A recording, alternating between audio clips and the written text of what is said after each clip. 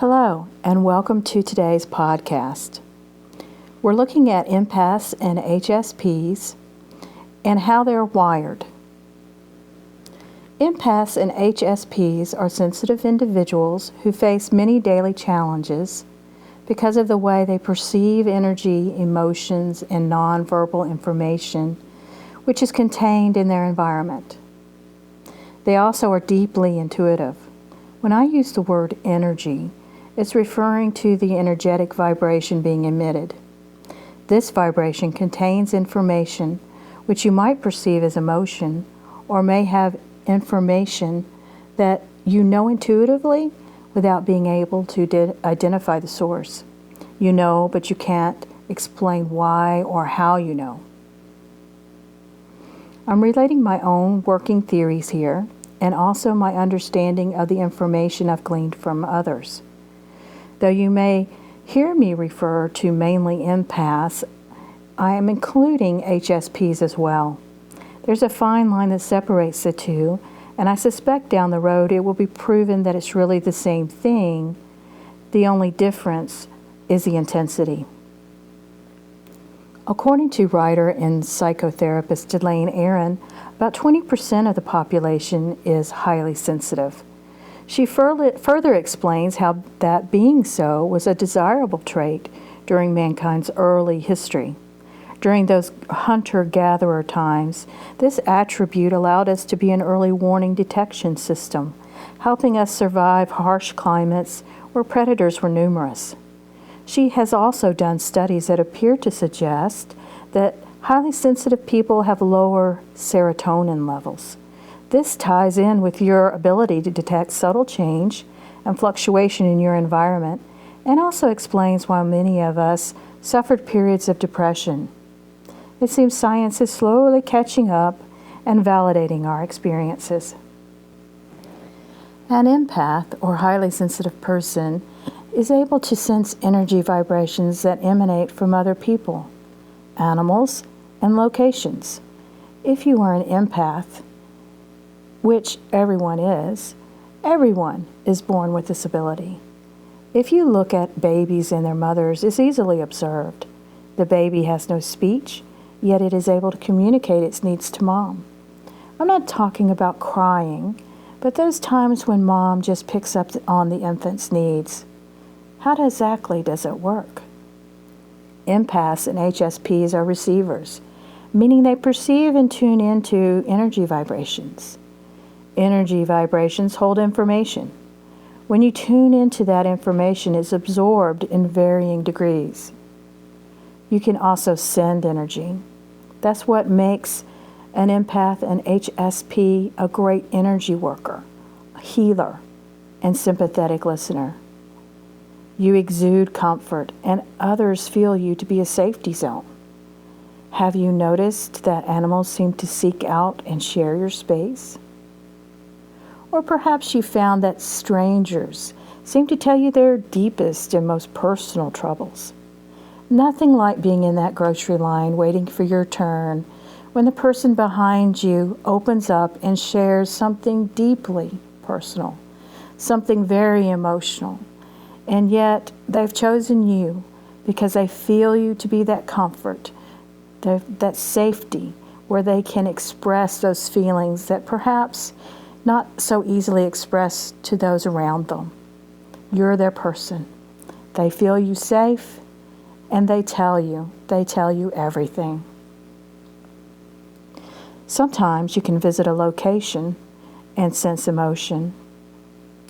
Sometimes on vacation, you might find yourself in a surrounding where, say, a battle's been fought, or another deep emotion was felt.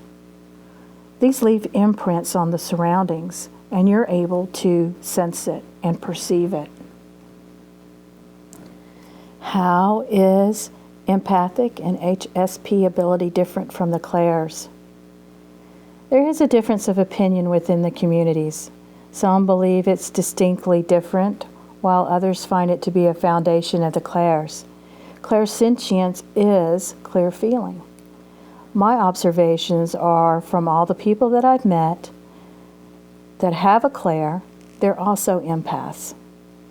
So my working theory at this point is that there is a connection. I also feel that everyone comes into this world with this ability. Some people always have it in its active form, and others have it lying dormant. What flips that switch? Well, look at babies again. At age 2, they begin the process of individualization. The terrible 2s are really a child beginning to experience separateness. By age 4, the child has a distinct personality and sense of self and relies less in perceiving energy from others and more on its own thought process. It has begun to label and judge experiences and is forming thought patterns and beliefs. Thus, the switch kind of naturally flips off to allow the child to develop in this way. But some go through the developmental stages and the switch stays on. Usually, that means that you can look at the family tree and find an ancestor sharing the same experience, because it does tend to be genetic. Does that mean if the switch is off or dormant that it remains that way? No, not necessarily. If it is dormant, it can be reactivated. How? Well, there are different ways it can happen. A trauma or deeply emotional experience can switch it back on, sort of as a defensive survivor mechanism. But you can also choose to consciously turn it back on. With a little knowledge and guidance, you can gain awareness and relearn to sense energy as an empath or highly sensitive person. Does it stop there? Well, you can grow and develop your level of ability. The only limits are the ones you set. You have more in control than you realize.